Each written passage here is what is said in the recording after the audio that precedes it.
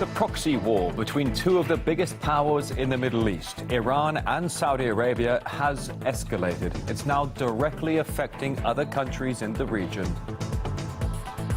A highly anticipated formal meeting between Donald Trump and Vladimir Putin fails to happen, though the pair did chat on the sidelines of the APEC summit and agreed to cooperate on Syria.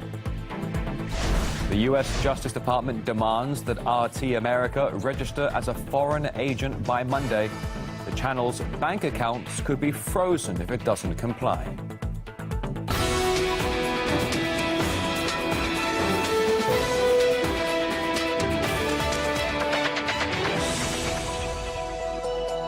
All right, it's midday in Moscow on this Sunday. Thanks for joining us. Your timing is good for the weekly. Top headlines of the week, the main stories of today. The geopolitical rivalry between two of the Middle East's power players, Saudi Arabia and Iran, has been destabilizing other regional players, for example, Yemen and Lebanon. In just the latest development, Saudi-led airstrikes targeted the defense ministry in the Yemeni capital. It was back in March 2015 that Saudi Arabia launched its incursion into Yemen by launching an air campaign against the Houthis backed by Iran. Yemeni civilians have also been affected by the latest Saudi-led bombing. Here's what they told our sister channel, RT Arabic. The second rocket hit us. My house was destroyed. I'm just an ordinary person. I'm a bus driver. I'm not a military commander and not an agent of the state. Why did they do that to me? My house didn't hold a single bullet. Do they fear that I had weapons? So I want them to watch this. I have nothing. This is just a house, and I'm a poor person. My head and leg were injured. Our houses were destroyed. This is the result of aggression. All houses in the area were affected by the strike. Riyadh has intensified its bombardment of Yemen in response to a missile fired towards the Saudi capital a week ago by Houthi fighters. Saudi Arabia quick to blame it on Iran, saying Tehran directly supports the Houthis. Later, a senior U.S. Air Force official claimed the ballistic missile had in fact been made in Iran. There have been Iranian markings on those missiles. That's been demonstrated, and there are pictures that depict that. So, to me, that connects the dots to Iran in terms of who's supplying those missiles and that capability. We do not even have the ability to transfer missiles to Yemen. It's their missiles, and they've managed to increase the missiles' range. RT's Murad Gazdiev now has a look at the escalating tensions between two of the biggest players in the Middle East. Recently, barely a day seems to go by without Saudi Arabia making headlines. And it almost always boils down to its arch enemy, Iran. It is a game of chess that spans an entire region. On every front, in every country, the Saudis see Iran's evil influence.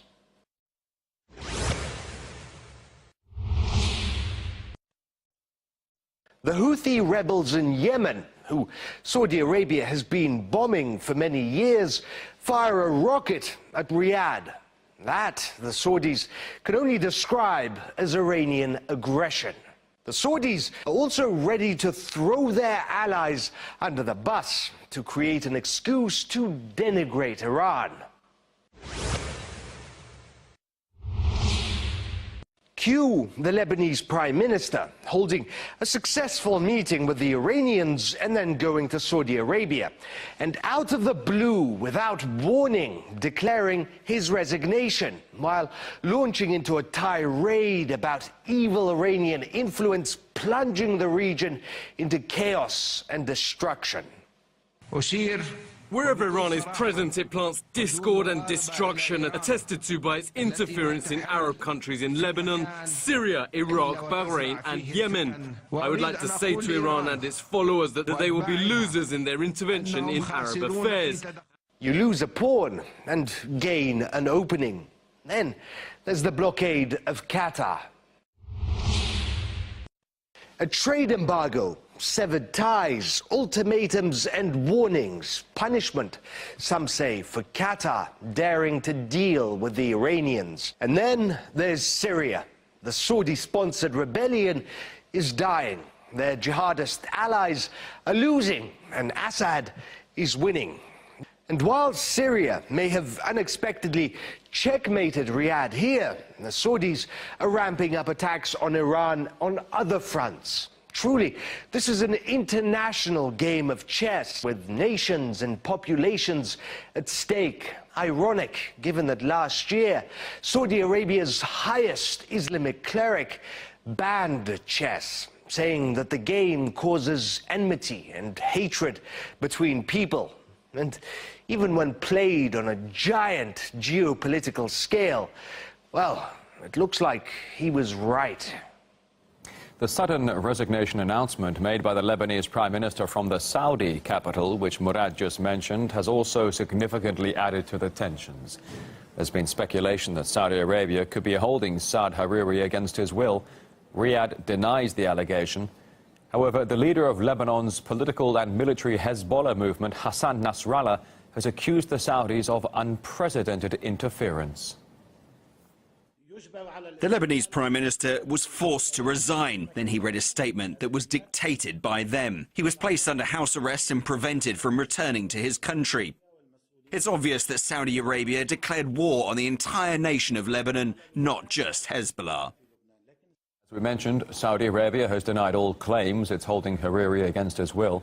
But Riyadh's closest ally, the United States, only added to the confusion.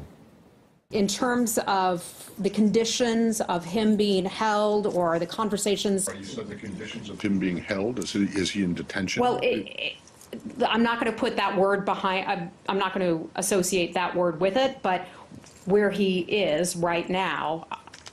Where is he? Does he have a nice room at the Ritz-Carlton? I don't know personally where he is. Meanwhile, Saudi Arabia and its allies, Kuwait, the United Arab Emirates and Bahrain, have ordered their citizens to leave Lebanon immediately.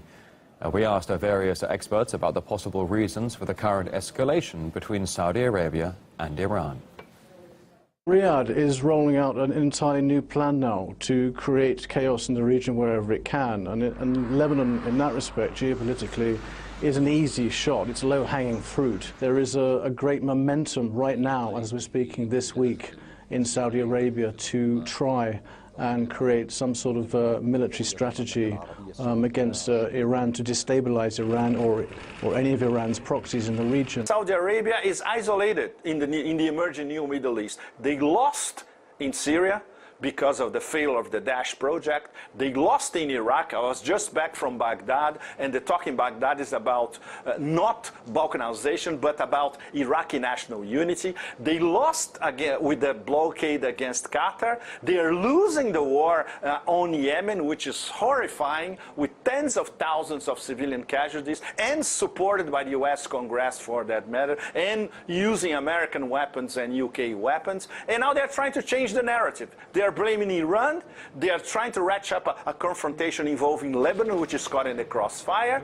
And it still is the same old story. It's Saudi Arabia against Iran, and countries in the Middle East, Southwest Asia are going to be caught in the crossfire.